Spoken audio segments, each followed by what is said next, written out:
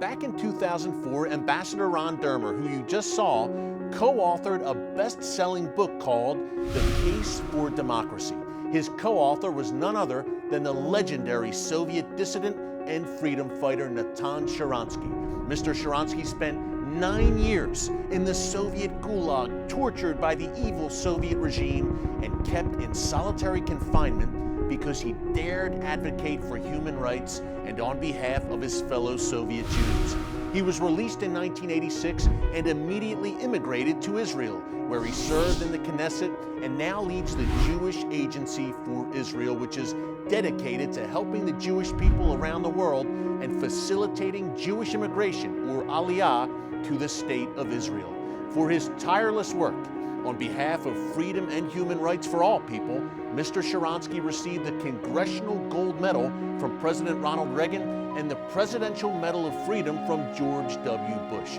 I was honored to sit down with him recently in his office in Jerusalem to discuss his experiences in Soviet prisons, the ongoing battle for freedom around the world, and the great things happening in Israel today. Take a look. Your past, obviously, being in a Soviet prison, a freedom fighter, a fighter for democracy. When you got out of that Soviet prison, the first place you came was right up to Jerusalem, right here. Talk about the tug you felt on your heart towards Israel, even as a young man in the Soviet Union. Talk about that pull you felt towards the land of Israel. Well, first of all, you have to understand that I grew in the atmosphere of forced assimilation.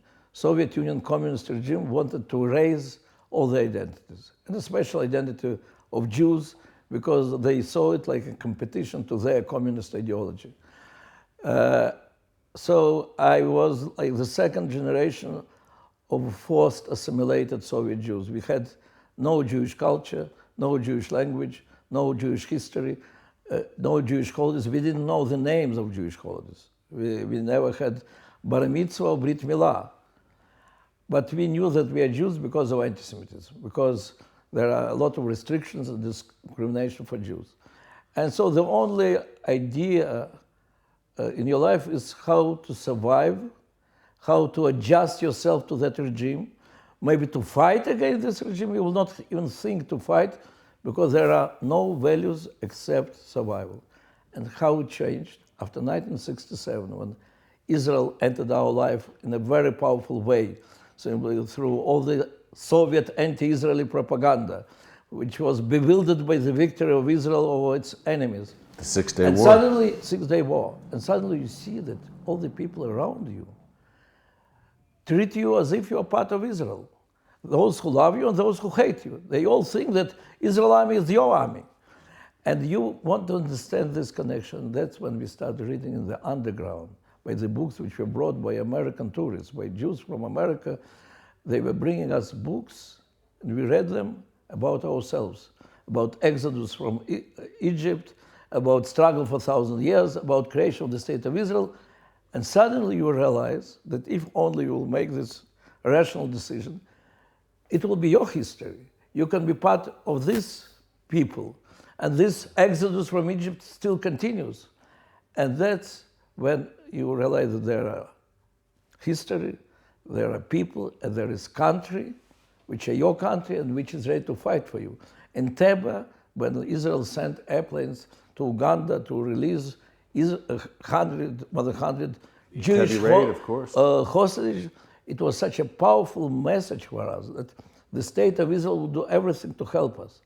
And that's suddenly you have strength to fight for your rights, for the rights of other Jews, and for the rights of many other non-Jews. And that's how I became the spokesman of two movements, Jewish Zionist movement and human rights movement. And whenever I was said, but isn't there contradiction? Are you nationalist or you are for the rights of all the world? Are you for freedom for everybody or you are only for right of Jews to go to Israel? You have to choose. I felt it's ridiculous. I don't have to choose because if I have strength to fight for the freedom, for the rights of people to be free, it's only because I discovered my identity and this desire to be part of your people, part of your country, part of your history, that's what gives you strength to fight for the better world. I think of your book, The Case for Democracy, where you have been an eloquent voice for free people around the world. You've fought against tyrannies. You've seen it firsthand. You've experienced it. Do you see echoes today in what we're seeing? We have the rise of radical Islam and that kind of tyranny in many places around the world. I think of Iran threatening the Jewish people. In some ways, do you see history repeating itself? America proved, and President Reagan proved, and Senator Jackson proved that if you stand firm against the evil, America has such a powerful weapon of freedom that evil will be defeated and that communism will be in the dustbin of history, as President Reagan predicted it many years before.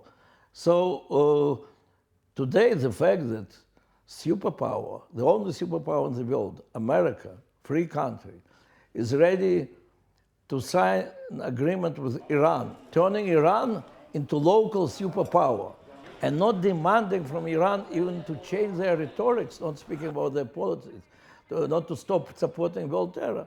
I think it's a shame. I think it's the fact that the free world voluntarily refuses to use its powerful weapon of freedom, and even when the people of Iran made it clear that they want revolution, the free world was not ready to support them.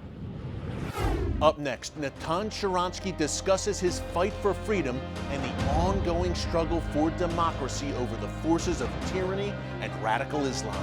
It's The Watchman, only right here on TBN. Don't move.